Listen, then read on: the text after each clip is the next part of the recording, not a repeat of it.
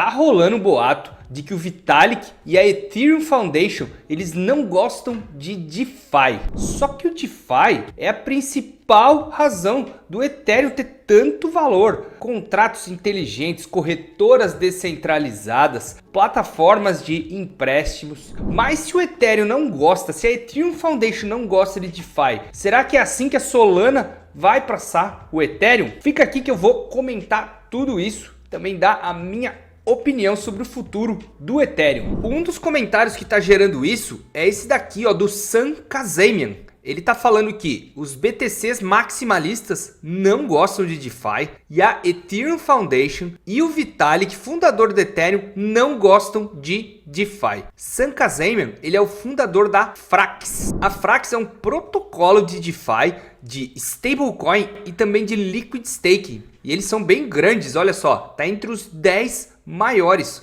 com 369 milhões ali de market cap de total trancado em contratos inteligentes no momento em que eu gravo esse vídeo. Isso foi falado no dia 26 de agosto. Poucos dias antes, teve um podcast do Steady Lads que participou várias pessoas conhecidas do mercado aí, o George Alexander, o Taiki Maeda e também o Ken Warwick, que é o fundador do Synthetix e da Infinix. E aí começou muito burburinho na internet, no Twitter, todo mundo falar disso. Mas vamos lá, o que será que o Vitalik, a Ethereum Foundation, principalmente o Vitalik, que é a figura mais conhecida, o que será que ele pensa? E eu fui investigar e calma.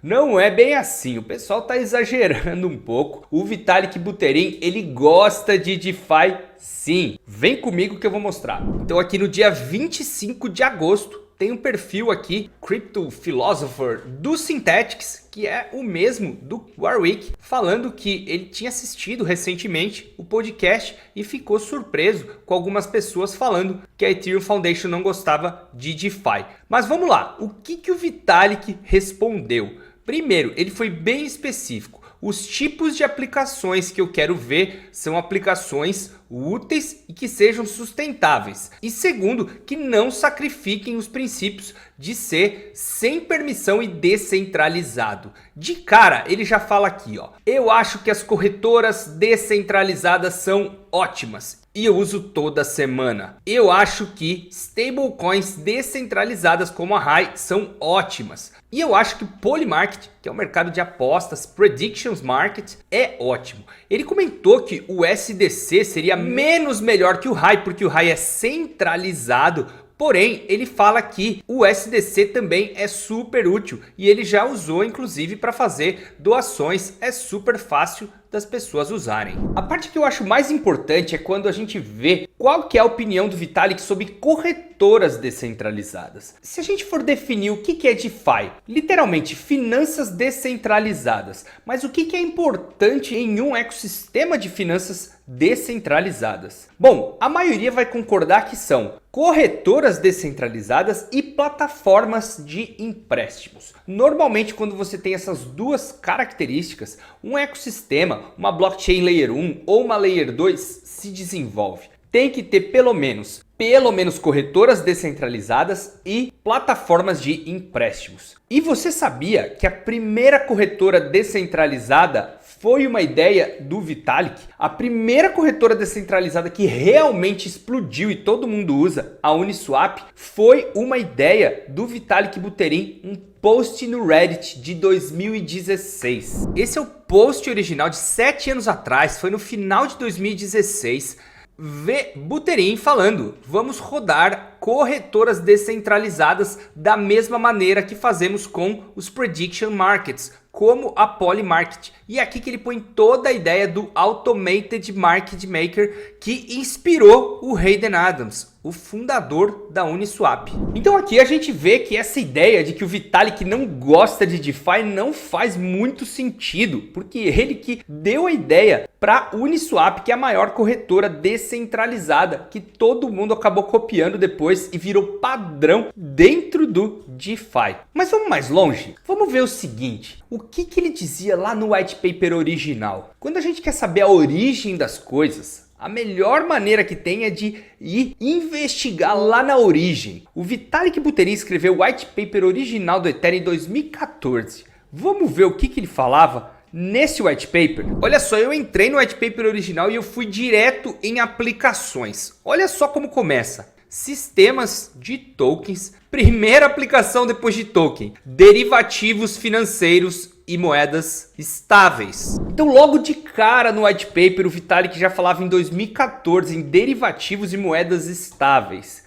Então esse argumento de que o Vitalik não gosta de DeFi, ele não para de pé. Mas tem uma coisa que o Vitalik sim, ele não gosta. Ele já falou várias vezes e ele reiterou novamente. O que ele não gosta é quando o pessoal fica usando yield em cima de yield e emite token e você não sabe de onde vem o yield. Ele gosta de fazer aquela famosa pergunta: de onde vem o yield?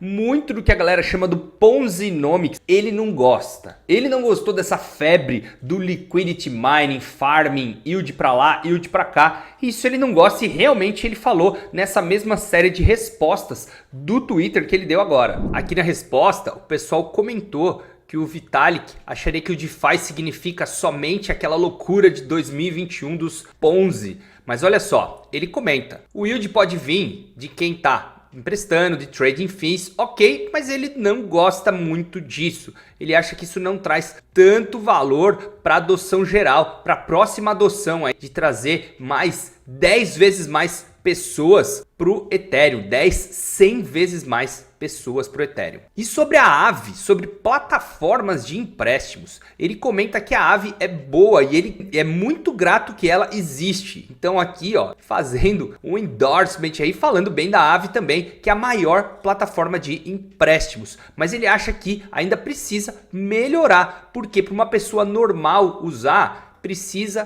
ter mais facilidades de uma pessoa normal usar uma plataforma de empréstimo. Portanto, não. O Vitalik e a Ethereum Foundation, eles não odeiam DeFi, eles não são contra DeFi. Pelas próprias palavras do Vitalik, pelo próprio white paper, mostra que sim, ele é muito a favor. Inclusive ele afirma: eu uso corretora descentralizada toda semana, eu uso stablecoin e uso o USDC para fazer doações. Só que ele acredita que muitos protocolos ainda precisam de melhorias para atingir 10, 100 vezes mais pessoas. Porque o Vitalik ele pensa muito no longo prazo. Se vocês olharem o white paper do Ethereum, escrito 10 anos atrás, você vai ver como ele pensa só um pouquinho na nossa frente. Porém, ele gosta sim de DeFi, só que ele gosta de outras aplicações também. O Vitalik fala muito em redes sociais descentralizadas, identidade descentralizada,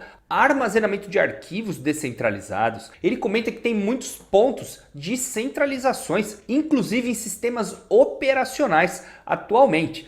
Então o Ethereum ele pensa mais do que finança, mas não é que ele não goste de finanças. E a gente consegue ver isso por várias investigações, posts antigos, ideias e até no white paper do Ethereum. Até porque nem sempre o que vai ser construído em cima de uma tecnologia, como que uma tecnologia vai ser utilizada, o que o criador pensou lá no início. Por exemplo, a prensa que gerou aí todos os jornais, a imprensa moderna do Johannes Gutenberg do século XV, originalmente ele imprimiu bíblias e ele morreu poucas décadas depois do invento dele, e depois que ele morreu, bem depois, várias décadas depois, a prensa do Gutenberg foi usada pelo Martinho Lutero para disseminar ideias da reforma protestante. Só que o Gutenberg, para ele, não fazia o menor sentido. Então olha só, a prensa do Gutenberg foi usada justamente